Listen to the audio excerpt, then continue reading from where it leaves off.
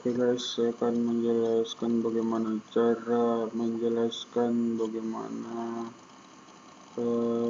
apa yang mempengaruhi seringnya kerusakan pada tembok yang seringnya teman-teman alami dan teman-teman tidak sadari. Oke, sekali lagi tonton video ini sampai selesai, jangan di skip supaya teman-teman bisa betul-betul paham. Kita langsung aja ke video penjelasannya ya. Ini saya akan menjelaskan terlebih dahulu arti atau maksud dari jenis dari komposisi campuran semen. Teman-teman kan tahu ada komposisi 1:5, 1:4, 1:3, 1:2. Maksudnya kayak gimana? Buat teman-teman yang belum tahu, teman-teman harus tahu dulu.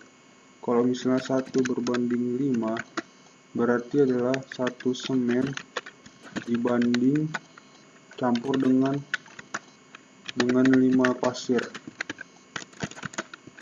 Misalnya teman-teman menggunakan takaran sak semen, misalnya 1 sak semen, teman-teman campurkan dengan 5 sak pasir dengan ukuran sak yang sama dengan sak pas tersebut.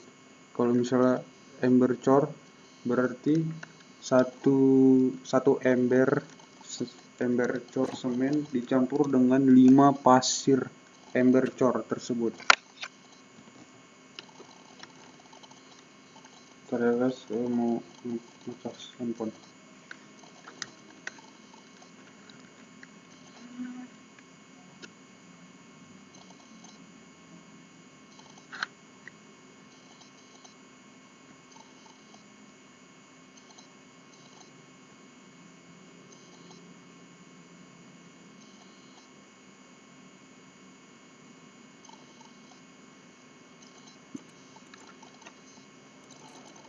Nah,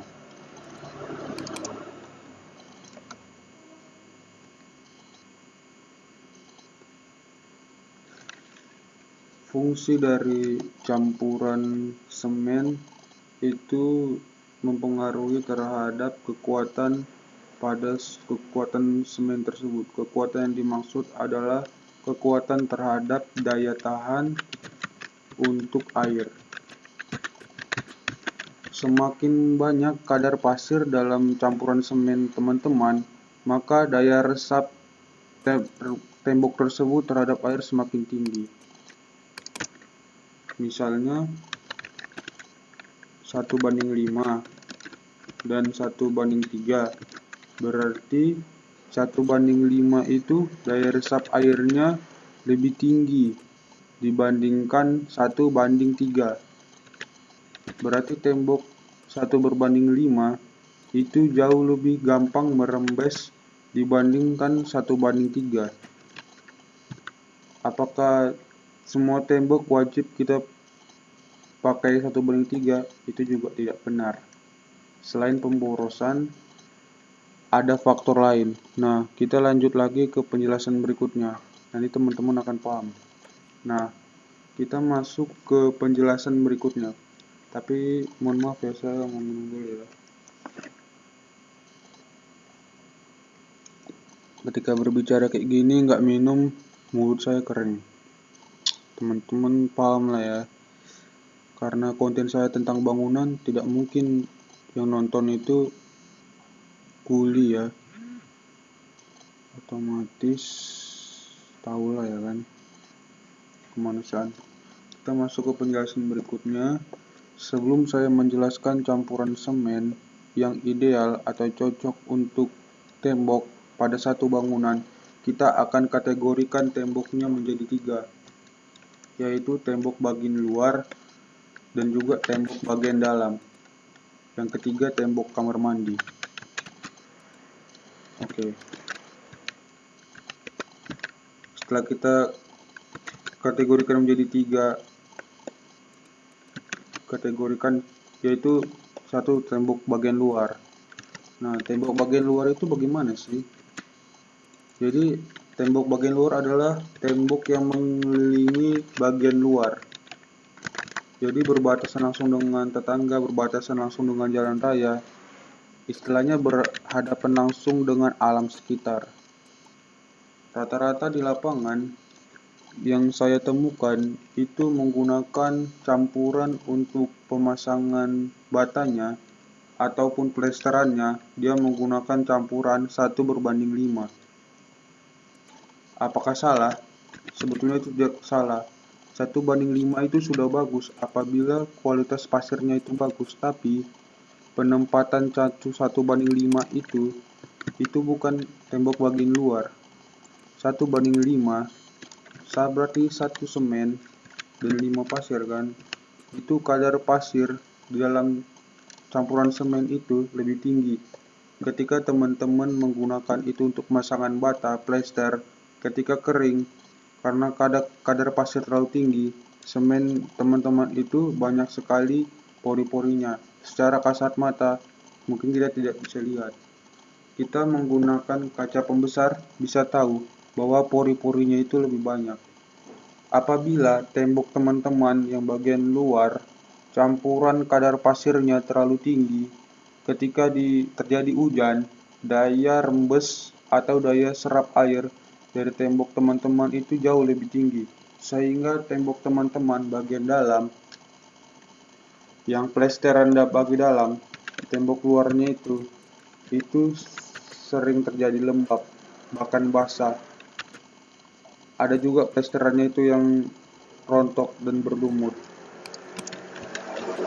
Karena campuran dalam semen pemasangan bata, kadar pasirnya terlalu tinggi.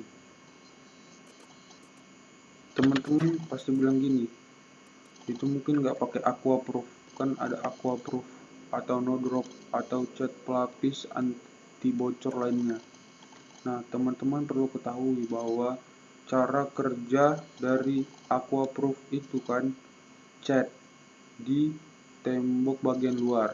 Nah, cat pelapis anti bocor aquaproof no drop itu daya rekatnya tergantung dari kondisi tembok. Semakin banyak kadar pasir dalam tembok teman, itu daya rekat aquaproof no drop itu semakin sedikit daya rekatnya, jadi tidak maksimal. Makanya terjadi, walaupun teman-teman sudah pakai no drop, aquaproof dan lain-lain, itu dalam waktu tidak panjang, kadang 2 bulan, 3 bulan itu merembes lagi. Misalnya musim ini kita pakai aquaproof, tahun depan merembes lagi. Itu karena kondisi tembok plesteran teman-teman banyak kadar pasirnya.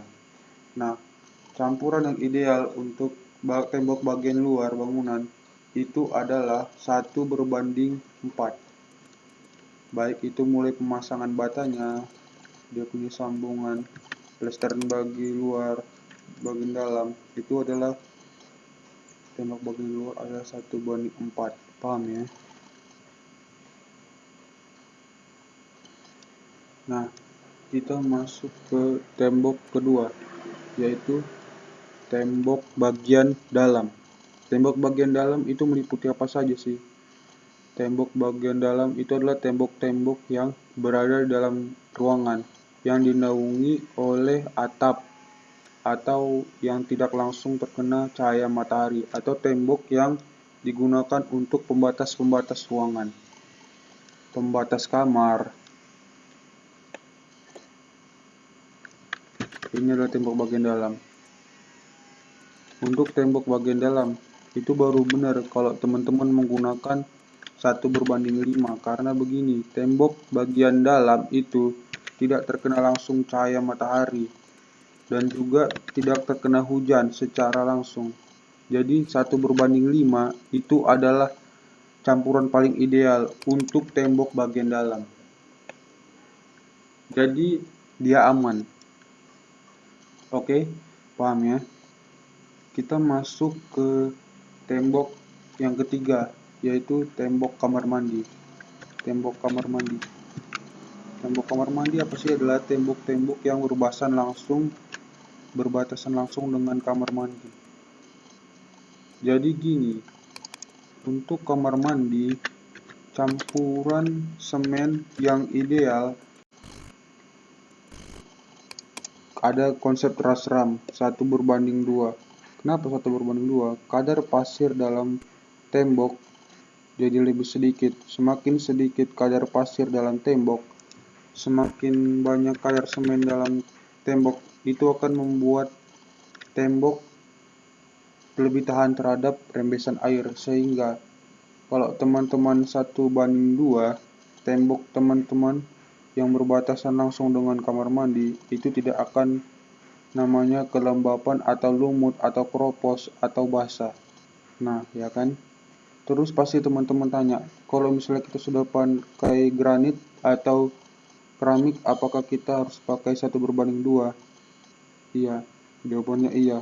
Teman-teman harus pakai campuran 1:2 karena gini, walaupun teman-teman sudah pakai granit, keramik, mereka itu kan ada celah, nut. Nah, kalau campuran semen itu 1:5, dia tetap akan merembes. Karena begini, air itu kan sifatnya kan memenuhi ruang. Walaupun ada celah sedikit, air itu akan merembes melalui celah-celah keramik atau granit tersebut. Kalau campuran teman-teman sudah banyak kadar pasirnya, dia juga cepat atau lambat dia akan merembes terus ke bagian luar pembatas kamar mandi tersebut. Jadi tembok bagian kamar mandi itu sering lembab. Oke, paham ya? Teman-teman pasti bertanya begini, apakah campuran 1:2 untuk Bang 2 itu sisi di bagian dalamnya saja? Jawabannya tidak. Itu campuran 1:2 itu berlaku untuk pemasangan bata dan juga plesteran sisi bagian dalam tembok dan juga sisi bagian luar temboknya. Itu berlaku untuk semua tembok. Jadi tembok bagian luarnya 1:4 itu campuran dua sisi ya. Sisi bagian luar dan bagian dalam itu satu bagian.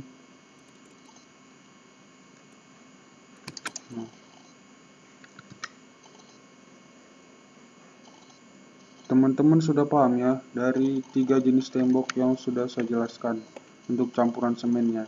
Berikut saya akan jelaskan penjelasan berikutnya. Jadi teman-teman harus simak benar kesimpulan dari 3 penjelasan tadi agar teman-teman tidak mispersepsi atau mengambil kesimpulan sendiri. Oke? Sini saya minum dulu.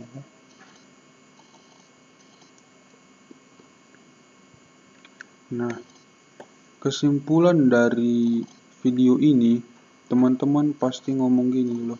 Kalau begitu untuk aman kita baik tembok kamar mandi, tembok bagian dalam, tembok bagian luar, kita buat campuran 1:2 semua. Oh jangan, itu malah keliru. Karena gini, setiap tembok itu ada istilahnya penanganannya sendiri-sendiri. Nah begini, teman-teman harus tahu ya, tembok misalnya 1:5, maka kadar pasir dalam tembok itu kan tinggi, lebih tinggi dibandingkan kadar semen, jauh. Berarti tembok tersebut tidak tahan terhadap rembesan air. Makanya di kamar mandi dibuat 1:2. Karena kalau kadar semen semakin banyak, dia daya serap air semakin kecil. Kenapa tembok bagian luar 1:4 tidak pakai banding 1:2? Karena gini, kalau tembok bagian luar itu banding 1:2, kadar semennya terlalu tinggi dari dalam campuran semen. Jadi kalau kadar semen terlalu tinggi, dia memang tahan terhadap air, tapi tidak tahan terhadap panas. Jadi, temboknya itu, plesterannya, ataupun sambungan tembok batanya, itu lebih rentan untuk retak. Gitu. Jadi, teman-teman lihat ya, tembok luar ada yang retak karena terlalu panas, itu karena campuran semennya terlalu banyak, kadar semennya. Terus kenapa di ruangan bagian dalam itu banding 1:5 aman? Karena gini, karena dalam ruangan itu suhunya normal, tidak kena langsung panas matahari, tidak kena langsung hujan, Jadi 1:5 itu aman banget. Bagaimana dengan 1:6? Dari dulu tidak ada yang pakai 1:6. Kadar pasir semakin banyak, daya rekat semen terhadap bata itu semakin kecil. Jadi resiko untuk pelesteran rontok kropos jauh lebih tinggi. Oke, jadi paham ya. Kita masuk ke kesimpulan berikutnya. Teman-teman pasti ada yang bilang gini, alah terlalu boros, untuk tembok bagian luarnya itu 1:4. 1:5 cukuplah, baguslah. Ada malah 1:6. Terus kamar mandi 1:2, ngapain itu, boros banget itu. 1:3 atau banding 1:4 kan sudah ada granitnya. Pasti ada yang bilang kayak gitu. Jawabannya kayak gini guys. Kembali lagi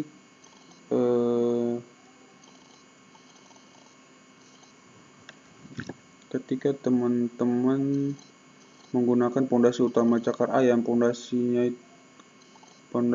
batu kalinya itu tidak perlu dalam, karena pondasi utamanya adalah cakar ayam, dan pondasi cakar ayam sebagai penunjang di mana fungsinya untuk menaikkan tinggi bangunan.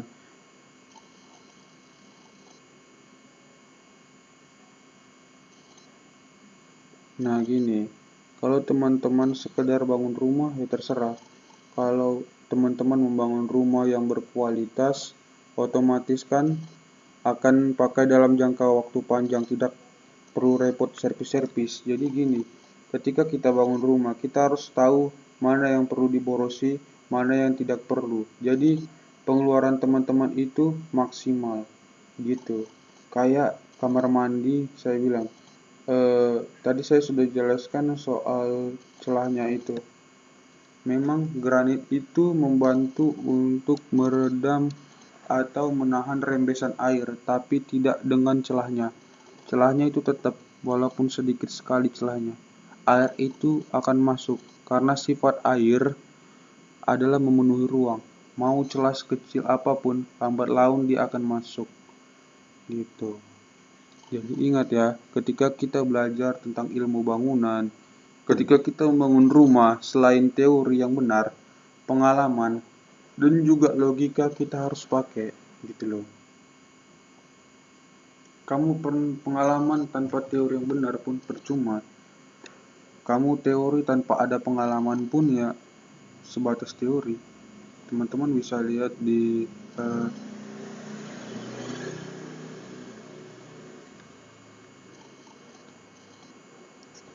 kalau teman-teman follow Instagram atau TikTok atau YouTube saya sedang sering buat video di proyek. Kalau tembok teman tidak bagus, pemplesterannya merembes, dan teman-teman kasih mebel, itu rawan sekali untuk didatangi rayap. Rayap tidak akan datang kalau kondisi suhu ruangan normal. Kalau lembab, pasti rayap akan datang, dan itu akan merusak mebel teman-teman dan berumut kropos teman-teman yang rugi.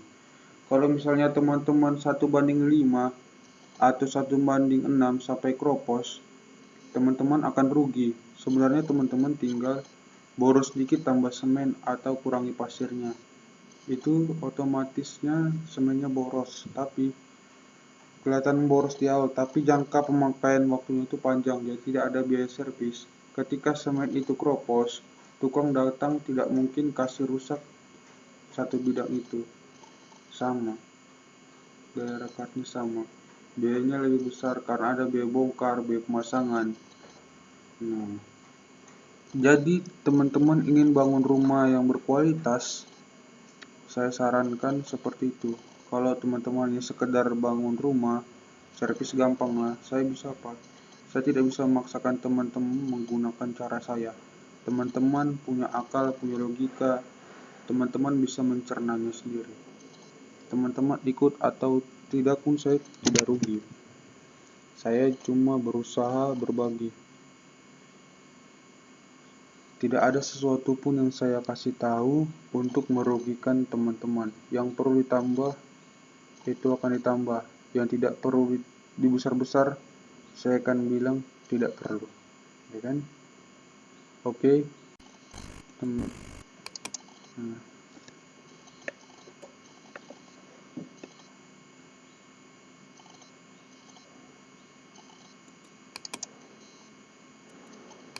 Terima kasih banget.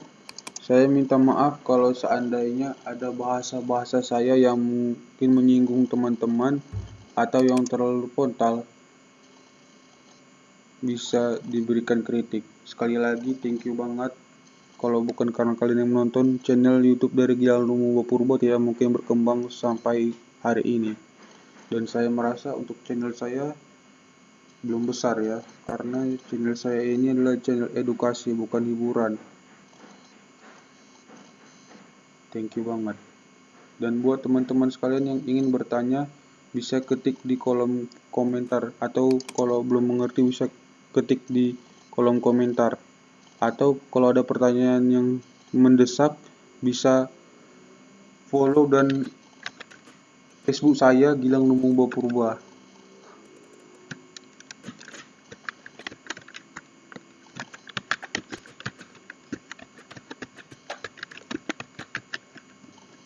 Nah, bingungnya di mana langsung ditanya. Kalau ada pertanyaan-pertanyaan